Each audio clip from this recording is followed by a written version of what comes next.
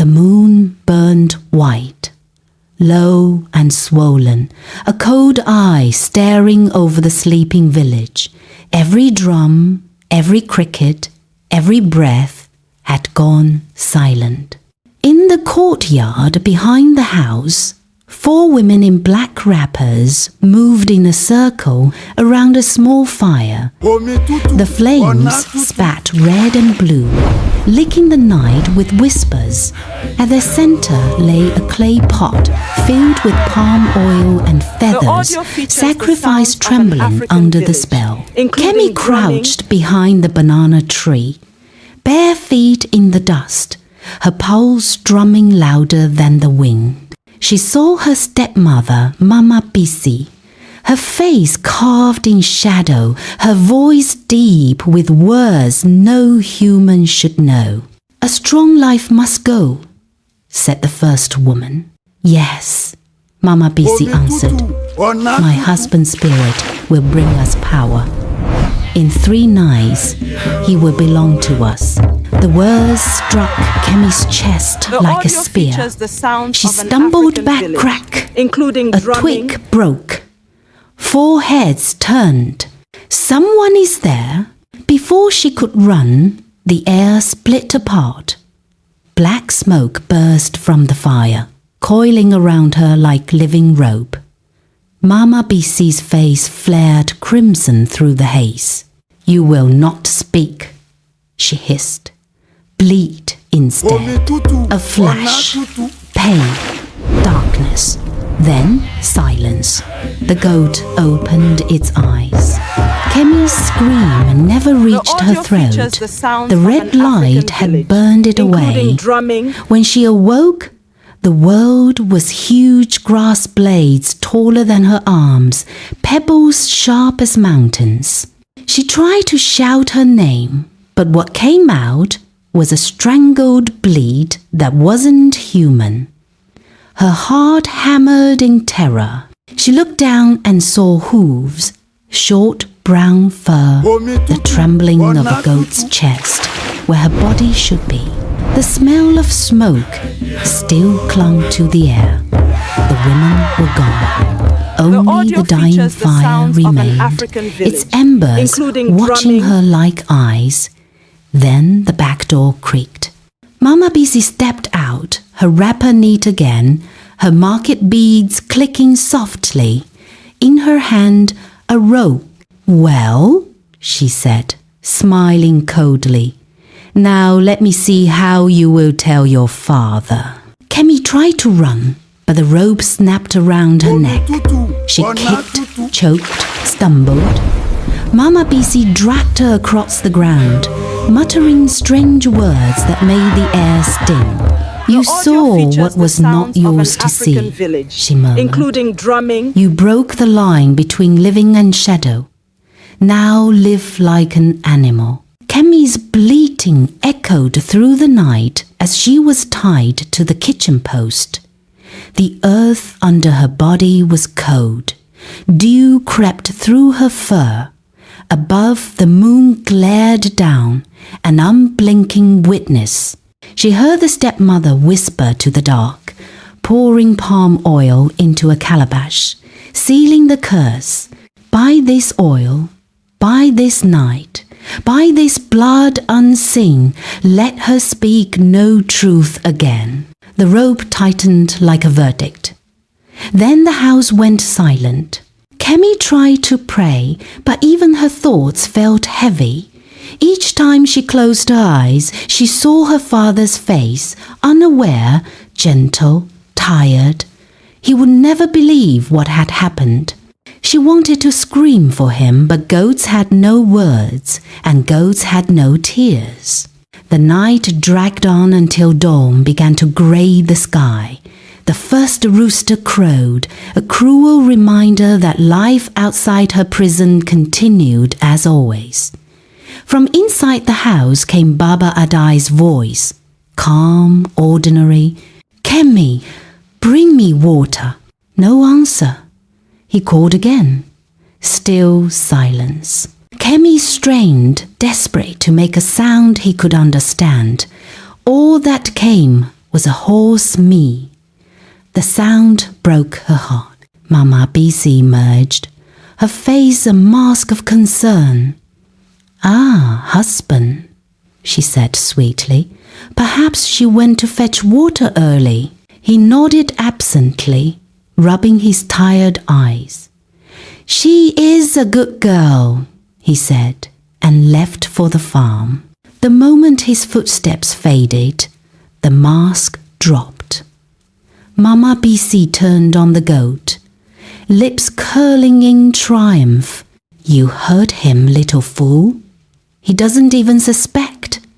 Let's see how long before he forgets you completely." She untied the robe, fastened it to a heavy basket, and began to pack palm oil, dried pepper, smoked fish, and the trembling goat beneath a thick cloth. The road to the market was long, dust rising with each step. The cloth muffled the air. Heat pressed against Kemi's lungs. Her heart beat like a drum of war. Beneath the cloth she kicked weakly, but Mama BC only hissed, "Quiet! You've made enough trouble." At the market, the noise of traders and drums swallowed her. Mama BC smiled, greeted people, laughed like any kind woman selling her goods. "Strong goat for sale," she cried. "Fat, healthy, ready for the pot." Hands touched Kemi's back, tugged her ears. She bleated, begged, but to the villagers it was only the sound of an animal. Her mind screamed in the cage of her body. "5 cowries," one woman said. "Too much," another muttered. "No one wants you," Mama BC hissed under her breath. "Even as meat, you are useless." The sun rose high. Hours passed. Then came a man with weary eyes and worn hands, Baba Shola, and beside him, his son, Tunde, barefoot, curious. The man examined the goat. "This one," he said. "How much?" "For you," Mama BC smiled thinly. 6 cowries. He hesitated, counted his coins, nodded. Done. The robe changed hands. Kemi's heart plummeted. Mama BC's smile returned, soft as poison.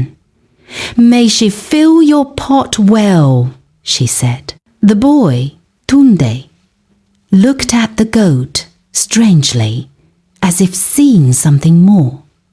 But his father was already walking, pulling the rope. Kemi stumbled behind, hooves scraping against the red earth. She looked back once. Mama BC stood watching from her stall, the sunlight gleaming off her earrings like fire. When they reached the road's end, Kemi felt the weight of destiny press upon her chest. Her father was still alive, but for how long? 3 nights, the spirits had said. 1 already gone, 2 left. And she was no longer a girl who could speak. She was a goat walking toward a knife. The wind whispered through the trees, carrying the scent of dust and dread. The curse had only just begun. In G. "How much?" a woman asked. 5 cowries, said Mama BC. "Too much." The goat's eyes looked strange. Kemi's heart leapt. Someone saw something, but the woman shrugged, waved her hand, and moved on. Hours dragged by. The sun climbed, then sank, painting the world in dying gold. No buyer. Then a voice spoke from behind the crowd. Tired, low, human. "I'll take it." Kemi turned. A man stood there, rough hands, dust-streaked face, old cloth wrapped around his waist. Beside him, a boy of 10 stared at her, his gaze sharp, uneasy. This goat the man said. How much? Mama Bisi's smile flickered back. For you, 6 cowries. He counted his money and handed it over. The rope changed hands. The boy's eyes lingered on her as if hearing something beneath her bleating. Thank you, good woman, said the man. Mama Bisi bowed. May she fill your pot well. As they walked away, Kemi twisted her neck for one last look. Her stepmother was smiling, sunlight catching on her earrings like spark. The path to the edge of the village was quiet, except for the crunch of sand underfoot. The boy looked back several times. The goat's eyes followed him, pleading. Something in him stirred a fear he couldn't name. At last, they reached a small mud house near the river. The man tied the goat beside a pile of firewood and muttered, Tomorrow we eat well. He went inside. The boy stayed a moment longer, studying her. The air was thick with dusk and river mist. Fireflies blinked between them. Your eyes, he whispered. They look like human eyes. Kemi froze, heart hammering. A moment passed, trembling and eternal. She tried to speak, and for the first time, the curse loosened by a thread. Help me. The boy jumped back, eyes wide. What did you say?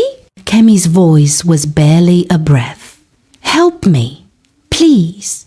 And in that moment, as the night gathered around them, a fragile hope flickered alive the first crack in the curse, a single voice crossing the line between beast and girl. The rope still burned against her throat, but now it was more than a leash.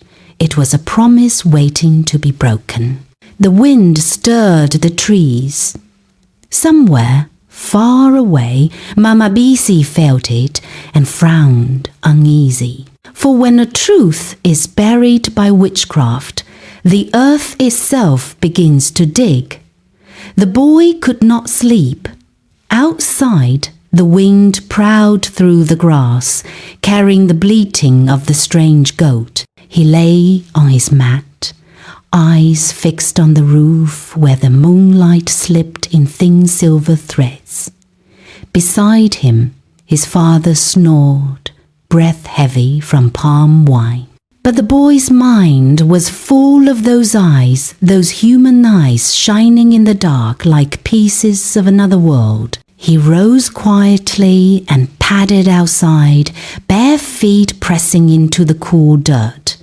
The goat stirred as he approached. Kemi, he whispered, testing the name she had gasped before fainting. The goat lifted its head slowly. The eyes met his again, pleading, alive. Please, she whispered, the sound like wind through a reed. Do not tell your father. He will kill me at dawn. Tunde's heart thudded so loudly he thought it would wake the whole house. But how? You talk? She nodded weakly. My stepmother did this. She used dark words. I saw her secret. I must stop her before the third night. She will kill my father. The boy bit his lip. He was only 10, but fear and wonder mixed inside him until they became resolve. I'll help you, he said. I promise. From inside came his father's voice, half asleep. Tunde, sharpen the knife for morning. The boy froze. He looked at the goat, then at the knife leaning against the wall. I'll find a way, he whispered. That night, neither of them closed their eyes. By dawn, the village was still half dreaming. The river mist hung thick, and the sun was just a pale thought behind it. Baba Shola stretched, yawned, and rubbed his hands together. "Today we eat well," he said, stepping into the yard. He reached for the knife. "Papa," Tunde said quickly, voice trembling. "Wait," his father frowned. "What now?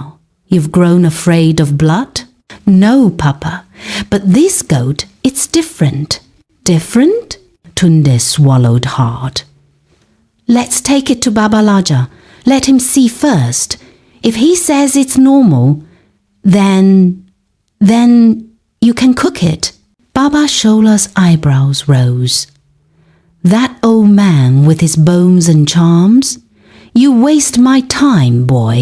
"Please, Papa," Tunde said, eyes wide, desperate. "Just this once. Trust me." The man studied his son for a long moment, then sighed. "You and your strange heart. Fine. But after this, no more foolishness." He untied the goat and grabbed the rope. "Come then. Let's see what your old sage says." The journey took hours. The red earth clung to their feet, and the sun grew hotter with each step. Kemi stumbled, exhausted, but Tunde whispered encouragements under his breath. "Hold on," he said. "We're almost there." At last, the trees opened into a small clearing. A hut stood there, walls of red clay, roof woven from palm leaves. Smoke rose thinly from the chimney, carrying the scent of burning herbs.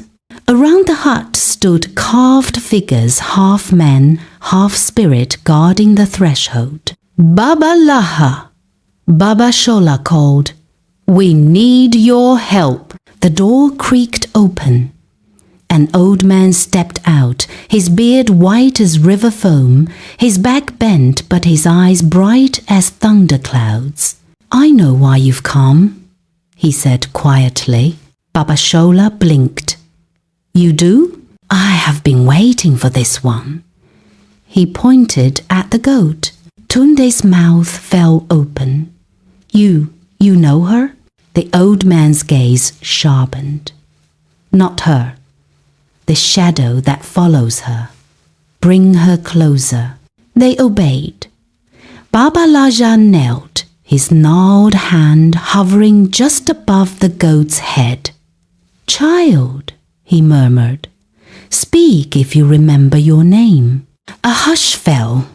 Then, weak but clear, came the whisper. "Kemi." Baba Shola stumbled back, eyes wide.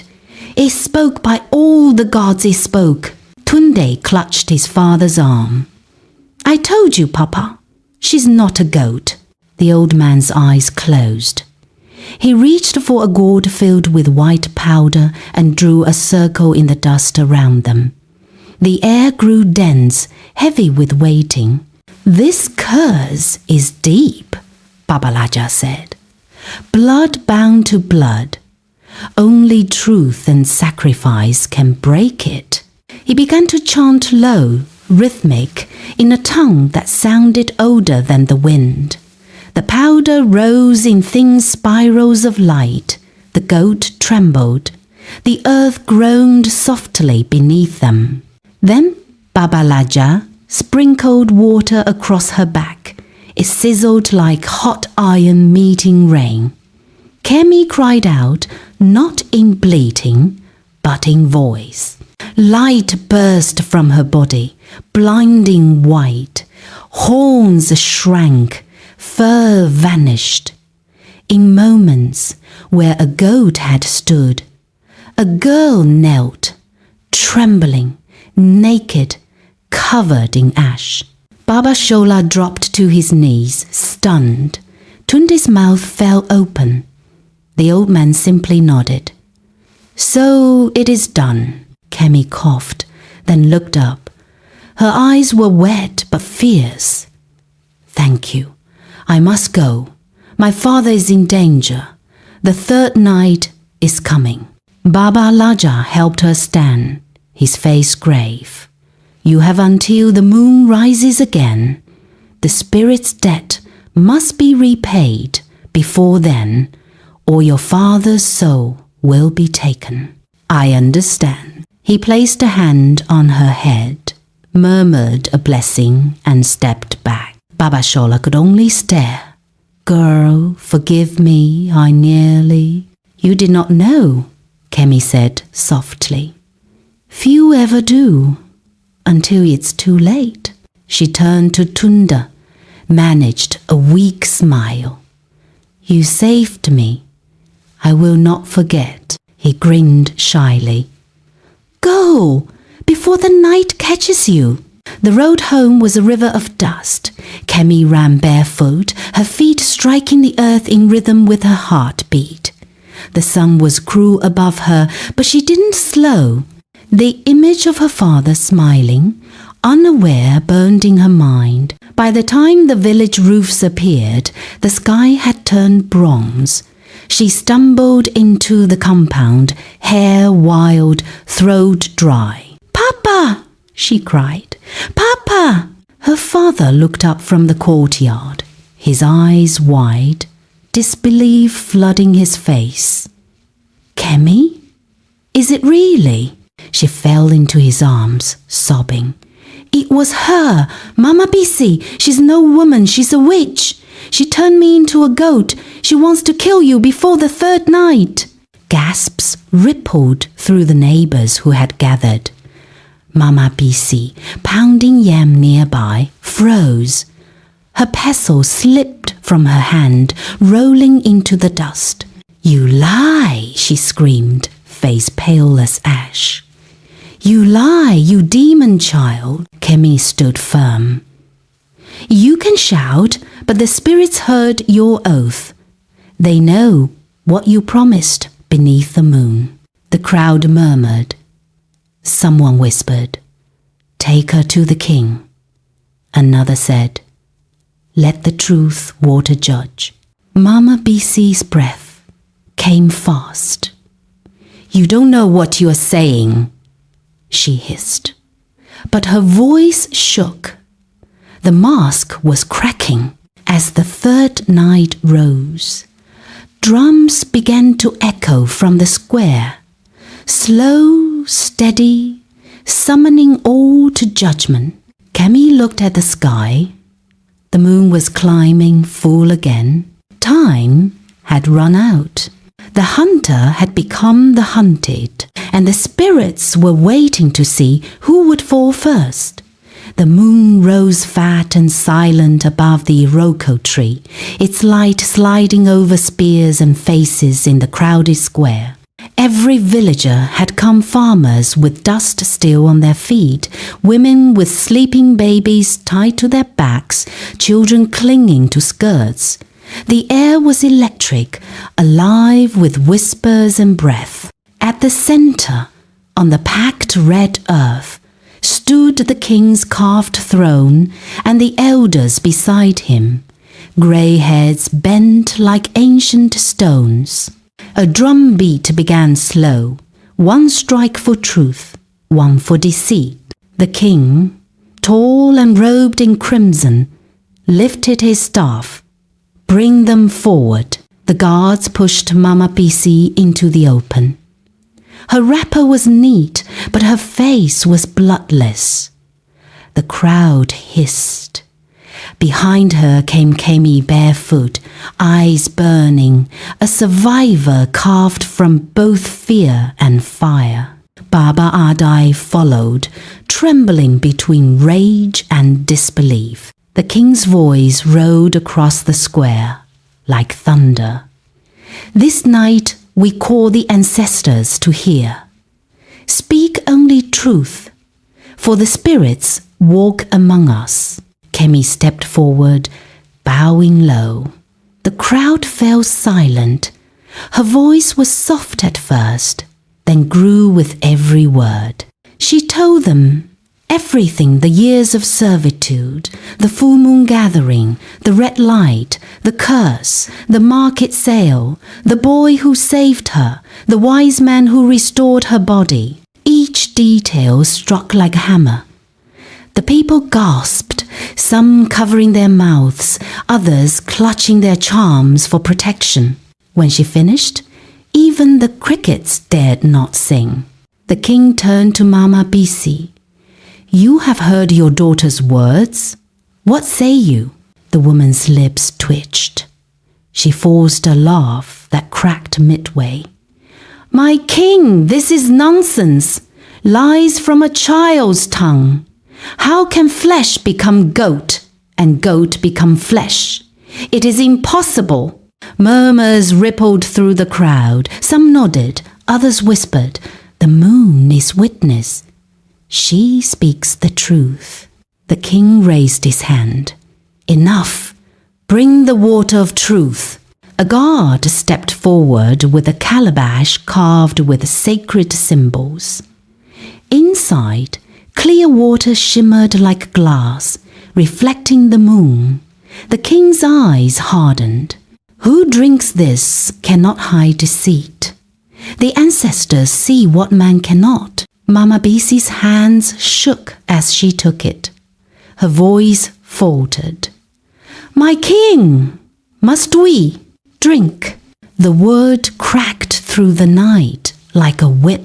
She lifted the calabash. For a moment she hesitated, then swallowed. The crowd leaned forward. The drum stopped. Silence. Then the tremor began. Her eyes rolled back, her body convulsed. She fell to her knees, clutching her throat. A low wail escaped her lips, half human, half beast. The water turned cloudy in her hands. "It burns!"